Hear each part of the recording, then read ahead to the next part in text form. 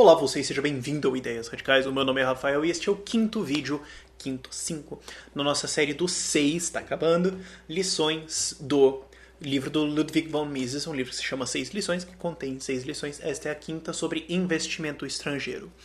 Eu já aviso, esta lição em particular depende um pouquinho, um bom tanto, da primeira lição lá do capitalismo. Então, se você pode arriscar ver o vídeo a partir de agora, sim, se você não viu a primeira, mas eu recomendaria que você visse para você entender a importância do investimento. Esse é um vídeo sobre investimento estrangeiro, e ele dá isso como, ok, agora que todo mundo já sabe o que investimento faz e tudo mais, vamos falar sobre a importância disso, vamos falar sobre isso. Então é importante você ver o primeiro vídeo para entender como é que funciona isso aí. Mas eu acho que dá para ir na louca e entender um bom pedaço. O título dessa palestra podia não ser investimento externo. Mas é que o Ludwig von Mises ele tinha mais uma tendência de fazer títulos literais. Ele escreveu um livro chamado Liberalismo e outro Socialismo. E esse livro se chama 6 lições. Ele tem 6 lições, então. Mas o título mais correto seria Por que nações são ricas? Ou Por que nações ainda são pobres? Seria um título mais te dizendo o que contém. Porque essa é a pergunta. Ele começa a palestra refletindo sobre isso, falando, pois é, a gente tem nações ricas e nações pobres, mas isso é um fenômeno novo. Se você me perguntasse no ano 1500, bom, todo mundo é pobre, todas as nações são pobres. Se você falasse no ano 1700, todas as nações são mais ou menos igualmente pobres, não tem muita diferença. Agora, quando ele estava dando essa palestra, no fim dos anos 50, ele fala, não, mas agora a gente tem a Europa, que está se recuperando da Segunda Guerra Mundial e está se desenvolvendo muito bem. Você tem o Japão, que está prometendo. Você tem os Estados Unidos. E ele estava na Argentina falando, pois é, vocês já foram um país que deu certo. A Argentina já deu certo. No começo do século XX eles estavam dando certo, eles resolveram socializar. E daí deu errado. Quer dizer, por que a gente tem essa diferença? E ele fala, não é o que a gente tem que investigar de por que países são pobres. Eles são pobres porque esse é o estado natural. Ele não fala isso, mas é o estado natural. A pobreza é um estado natural.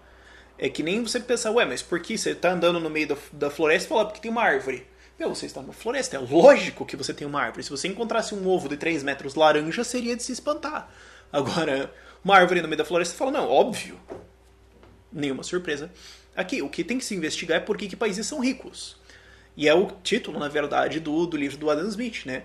Um inquérito sobre as causas da riqueza das nações. Por isso que o livro dele é chamado de Riqueza das Nações, que é um inquérito sobre por que isso acontece. E ele já começa dispensando algumas coisas, que é, bom, as pessoas são iguais. Um imigrante americano, ele dá esse exemplo, um imigrante americano da Itália, que veio da Itália, pode falar, não, mas aqui eu ganho salários maiores, então eu vou pra Itália porque lá eu sou muito bom. Aí ele vai chegar na Itália e pensar, não, mas espera aí, aqui eu ganho a mesma coisa que os italianos? Ué, eu não sou melhor que eles. É o lugar, é onde eu estou, mas que fenômeno estranho que é esse? E ele desce a marreta e fala, não, é investimento. E ele fala bem precisamente. É a disponibilidade de capital. É a disponibilidade de dinheiro poupado.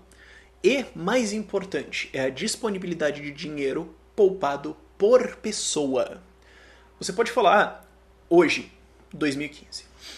Os Estados Unidos têm um investimento de 300 bilhões de reais e a China também tem dólares, 300 bilhões de dólares. E a China também tem um investimento de 300 bilhões de dólares. Sim, só que a China tem 3 vezes mais população. Então tem um efeito de riqueza médio na galera menor. Você pode falar, não, mas investe-se no Brasil muito mais do que a Argentina. A gente está muito na frente da Argentina. É sim, por umas 3, 4 vezes. Na verdade, agora eu não sei quanto que é a população na Argentina, eu esqueci esse número. Mas você pode comparar com o Paraguai, ou Uruguai, ou Argentina e falar, estamos espancando. Mas vamos ver o por população.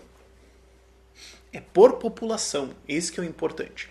E ele fala bastante da Índia, porque a Índia, no fim dos anos 50, tinha saído, se eu não me engano, já tinha saído do colonialismo inglês e teve uma explosão de população, porque eles importaram os métodos de medicina ingleses. Então a população começou a expandir, porque ela parava de morrer por doenças. Mas o investimento não aumentou, então a pobreza aumentou, a população empobreceu. E ele falou, porque a quantidade de capital investido por pessoa não subiu, ela desceu. Que a população subiu, mas a economia não abriu. Aí não tem o que fazer. E o que ele aponta é, bom, você tem o tempo que esse país está poupando. Que é aquilo lá que eu falo do primeiro vídeo, por isso que eu acho que é importante você voltar lá pro primeiro vídeo e dar uma assistida. Que ele fala, você tem a produção agrícola, aí ela fica mais eficiente. Então, de repente, aquela sua renda que era isso aqui, você consegue economizar isso aqui. Então, você guarda.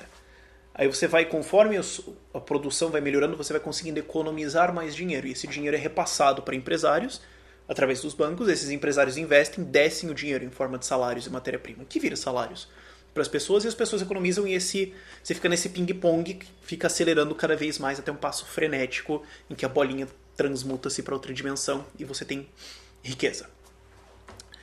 E você tem que deixar essa árvore crescer. Você tem que deixar esse tempo rolar. Então começa na agricultura, aí vai para a produção de coisas simples, roupas, depois vai para a produção de roupas mais complexas, e eventualmente você chega em supercomputadores. Mas tem que dar um tempo ali para o frango cozinhar no forno. E o que ele fala é, o investimento externo, o investimento estrangeiro quebra esse processo.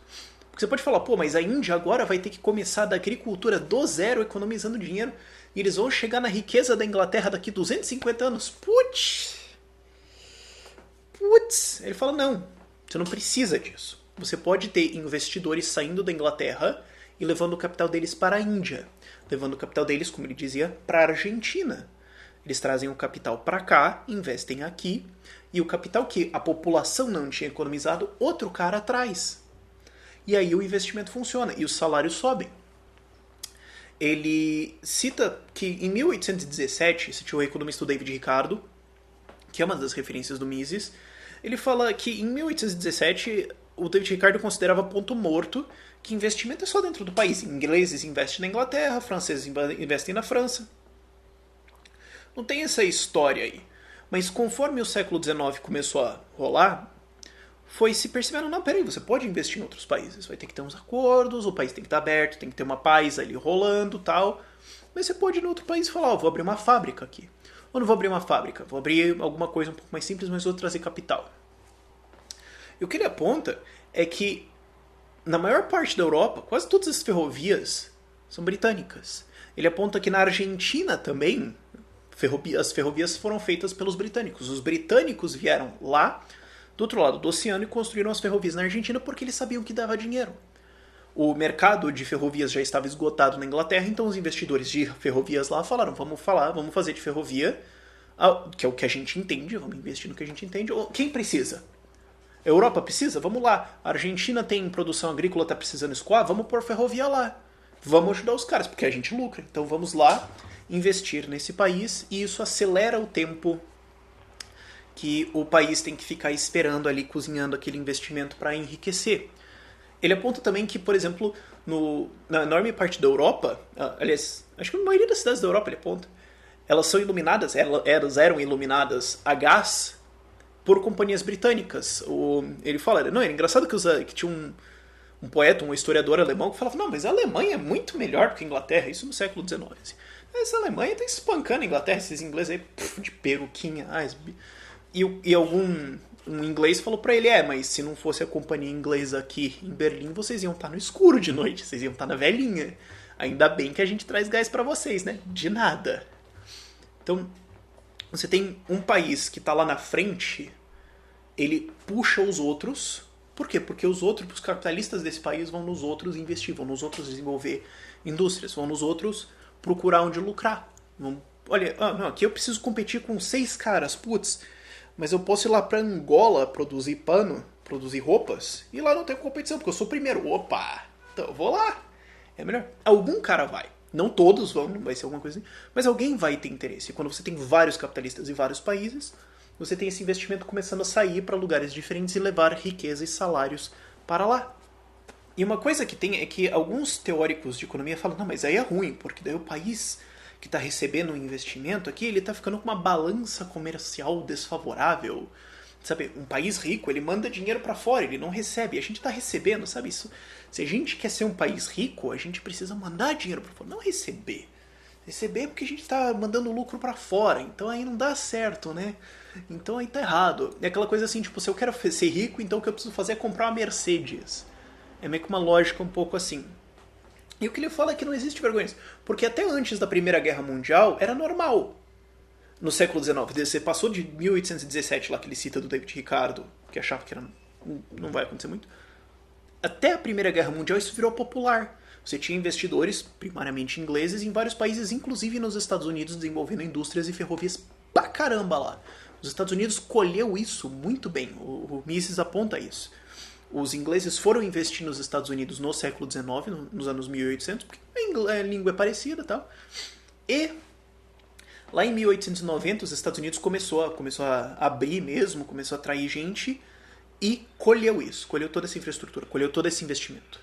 E daí quando então veio a Primeira Guerra Mundial e os ingleses precisaram de ajuda, esse investimento voltou. E daí os americanos, essa situação mudou um pouco depois e você teve investimentos americanos indo para outros lugares, todos esses problemas de reorganização assim pós-guerra. Mas depois da Primeira Guerra Mundial criou-se uma onda um pouco de nacionalismo, de protecionismo. De não, tem um investimento estrangeiro aqui, tem os interesses do outro país, não sei como é que vai ser isso aí.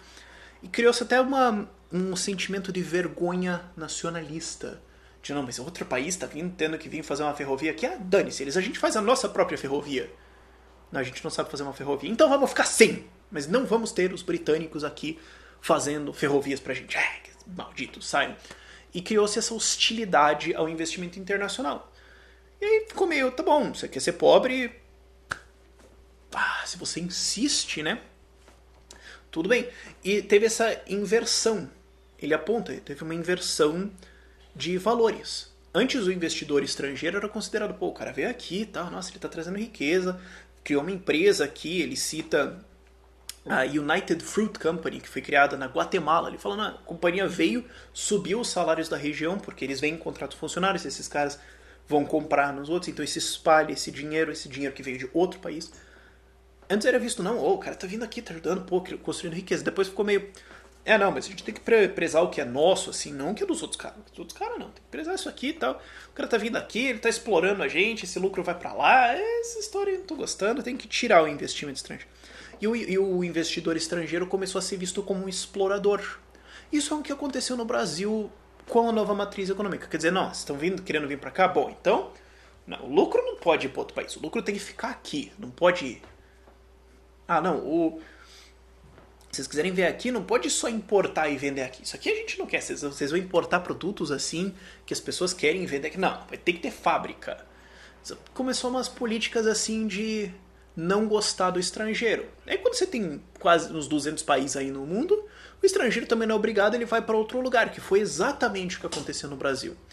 Hoje não, mas recentemente saiu uma notícia, se não me engano, no Valor Econômico, que eles notaram, peraí, faz 7 trimestres seguidos, então 1 ano e 3 quartos, seguido um atrás do outro, que o investimento que vem para o Brasil cai. Por quê? Porque os caras estão olhando e falando, bom, vocês não gostam de investimento estrangeiro, então a gente vai embora, a gente para de abrir fábricas de vocês, sim, nesse país de vocês, já que está incomodando tanto, né? Pô, desculpa. E a outra coisa que ele fala e ele cita a Índia como um exemplo, é expropriação. Se o cara vai vir, o cara é um industrialista de, sei lá, ferrovias, vamos dar esse exemplo. E ele fala, vou construir uma ferrovia na Argentina. Ele fala, mas aí alguém fala pra ele, pô, os últimos 3 que construíram, terminou a obra, chegou o governo argentino e falou, você tá preso, você tá deportado pro país, essa ferrovia agora é do grande estado argentino, fora. Pô, então eu não vou. Eu não vou. Não, toda vez que um país fala, não, mas essa fábrica aí é estrangeira, eles estão mandando lucro pro exterior, eles estão explorando a gente aqui, vamos nacionalizar essa história aqui, vamos expropriar. E sempre, isso ficou popular na América Latina agora, é isso que é uma coisa que eu já falei e falo de novo. A crítica do Mises ao socialismo é bem atemporal. Uma tacada que ele dá neles, assim, em 1940, se você desse a mesma hoje, caía. Se falasse que foi falado ontem, os caras iam ficar, pô, é uma crítica boa, né? Pô, é verdade. E na América Latina a gente teve isso. Agora teve, na Venezuela foi grande, a Argentina fez um bom tanto, a Bolívia resolveu, né? E no Brasil rolou algumas também, não tão recentemente, mas rolou algumas, e isso afasta os estrangeiros, isso afasta o investimento. O que o cara está fazendo? Ele está vindo e falando, eu estou trazendo capital para o país de vocês, que não estaria criando dinamite, estou avançando o país de vocês, estou gerando emprego, estou gerando salários, Vocês vão tirar de mim? Tá bom, não vem mais. Eu vou falar pra todo mundo que não é pra vir. Então não vem. E ele cita um estadista indiano chamado Nehru. Eu não vou tentar falar primeiro o nome dele porque é aqueles nomes indianos. Mas ele cita falando, olha o cara realmente acha que ele tá fazendo uma boa oferta. Que ele fala, não, a gente a gente gosta do investimento privado, a gente precisa muito fomentar a iniciativa privada e trazer os caras. É muito importante e a gente promete que não vai expropriar os caras em 10 anos. A gente tem esse compromisso que, não se preocupe, você vai vir aqui fazer e em 10 anos a gente não vai roubar a sua propriedade. Depois disso rodou, mas... Como se o cara tivesse... O cara achou que ele estava realmente fazendo uma proposta boa. O cara ia falar, pô, é legal, né? Acho que eu vou investir aí, daí 10 anos depois vocês roubam tudo que eu tenho. Mas legal, né? E ele fala ainda que depois você tem duplas tributações.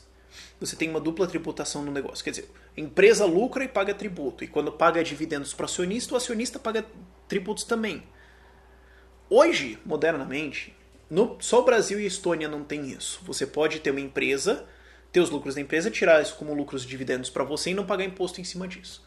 Só que um dos mais ferrenhos defensores de taxar isso aí é o Lindbergh.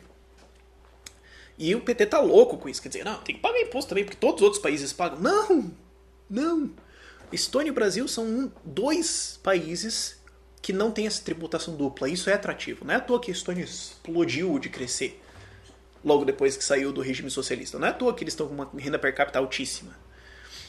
Considerando o fato que eles só são um país decente faz desde 1993, mais ou menos. Você tem o quê? 20 anos de jogo? 30? 20 anos de jogo. Tá bom, 20 anos para eles chegarem no nível que eles estão. E o Brasil deveria ser assim. Os outros países não deveriam ter essa tributação dupla. Mas você tem isso. Quer dizer, a empresa paga imposto nos lucros dela e o cara que recebe os dividendos disso.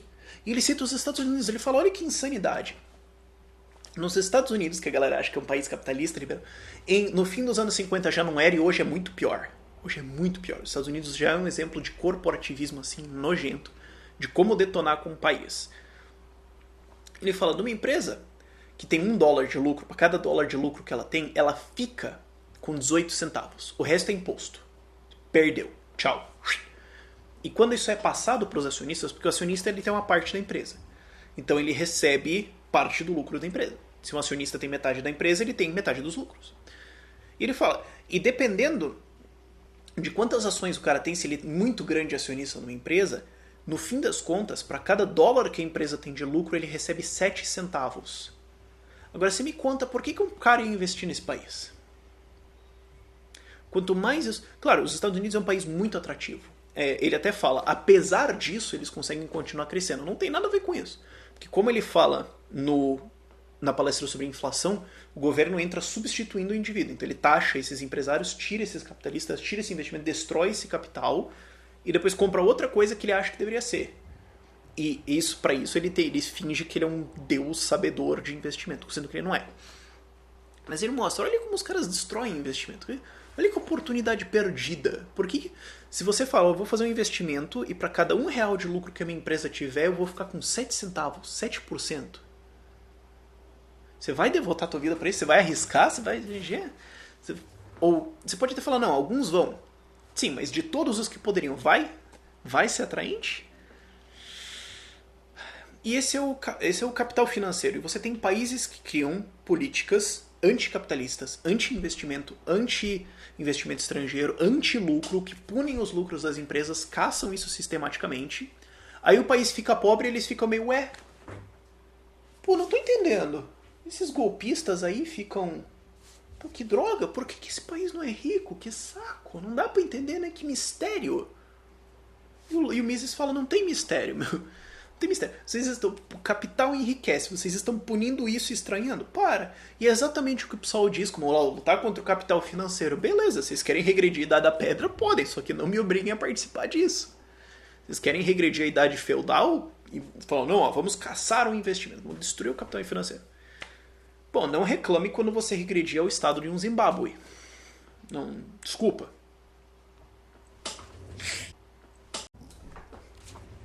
E o Mises, ele até dá uma proposta. Ele fala, olha, o que a gente podia fazer, só tá dando uma ideia. A gente podia tirar o investidor estrangeiro da jurisdição legal do país.